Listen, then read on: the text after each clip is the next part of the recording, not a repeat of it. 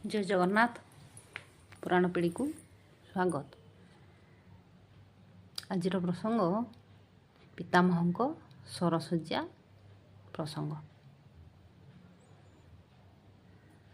महाभारतर भीष्म बा पितामह भीष्म एक आदर्श चरित्र। महाभारत युद्धर अंतिम पर्याय कथा। शिष्य अर्जुन शराघात पितामह भीष्म सरसज्जा पड़ी था। देहरु अनेक रक्त क्षरण होता है। जंत्रणासिक्त जीवन बिताऊ था। थरे भगवान श्रीकृष्ण पितामह सह देखा करने जाता। पितामह भीष्म भगवान को पचारे, प्रभु आपण त्रिकालदर्शी, कहतु मुझे कि अपराध करी जे अंतिम समय एपरी कष्ट पाई मृत्यु को अपेक्षा करी। मु जानिबारे मु तो एभली कौन अपराध करना।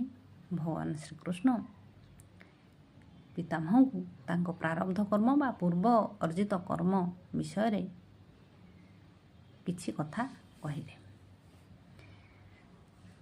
महाभारत भीष्म एक आदर्श चरित्र। से एक महान त्यागी एवं उदार आदर्श चरित्र। से विषय सामान्य किछि कहिबाक पड़िबो।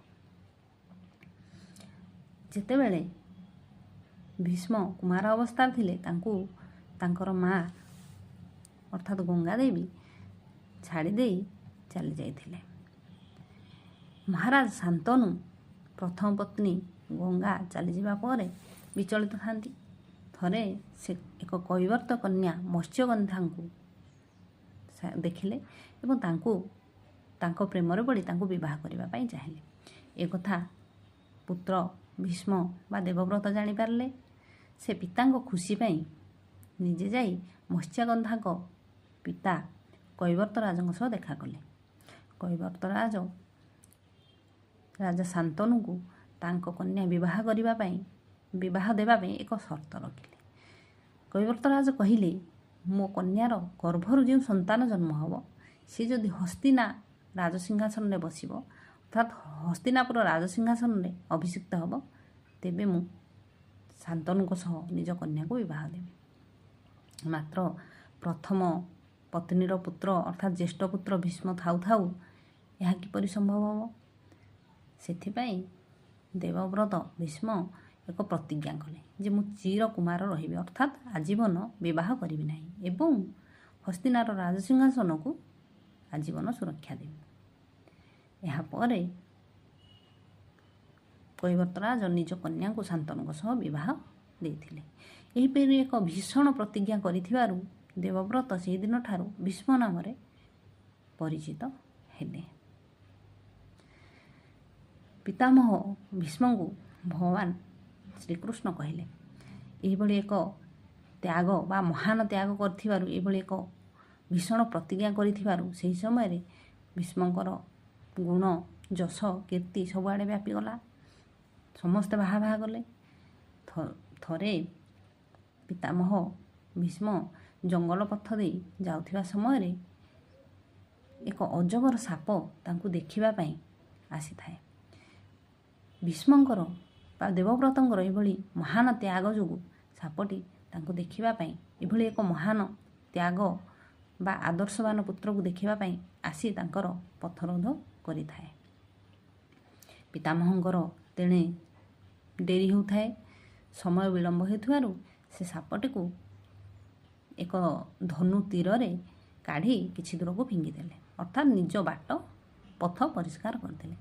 मात्र दुर्योग को सही सर्पटी जाए एक कंटा वृक्ष उपरे पड़िला। ता देहरे कंटा विद्ध होइगला एवं से कष्ट पाइबाक लागिला। ता देहरु अनेक रक्तर क्षरण हैला। अजगर सापटी कहिला, हे भीष्म मु तो तुमर किछि क्षति कर नथिली, तुमे मते काहेकि एपरि कष्ट देल। दिने मो भली तुमे मध्य एही भली कंटक विद्ध होई कष्ट पाइब। सेही सापटीर अजगरटीर मुहरु बाहरी था एही अभिशाप पाई पितामह भीष्म को शेष समय सरविद्ध होई कष्ट पाइबा पड़िला। ए होछि प्रारब्ध बा पूर्वजन्मर कर्मफल। ଭଗବାନ ଶ୍ରୀକୃଷ୍ଣ ପିତାମହ ଭୀଷ୍ମଙ୍କୁ ତାଙ୍କ ସରଶଯ୍ୟାର କାରଣ ବୁଝାଇଦେଲେ। ସୁତରାଂ ପ୍ରତ୍ୟେକ ବ୍ୟକ୍ତିଙ୍କୁ ଆମର କୃତକର୍ମର ଫଳ ଭୋଗିବାକୁ ହୁଏ। ଆମେ ବର୍ତ୍ତମାନ ଯେଉଁ ଫଳ ଭୋଗୁଛେ ତାହା ଆମ ପୂର୍ବ ଅର୍ଜିତ କର୍ମର ଫଳ, ଏବଂ ବର୍ତ୍ତମାନ ଯେଉଁ କର୍ମ କରୁଛେ ସେହି କର୍ମର ଫଳ ମଧ୍ୟ ଆଗକୁ ଭୋଗିବାକୁ ହେବ।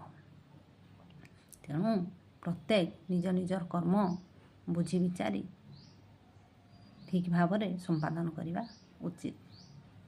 ପ୍ରତ୍ୟେକ ଭଲ କର୍ମ ପାଇଁ ଭଲ ଫଳ ଏବଂ ଖରାପ କର୍ମ ପାଇଁ ଖରାପ ଫଳ ଅବଶ୍ୟ ଭୋଗିବାକୁ ପଡ଼ିବ। ଏ ହେଉଛି ପିତାମହ ଭୀଷ୍ମଙ୍କ ସରଶଯ୍ୟାର କାହାଣୀ। ଜୟ ଜଗନ୍ନାଥ।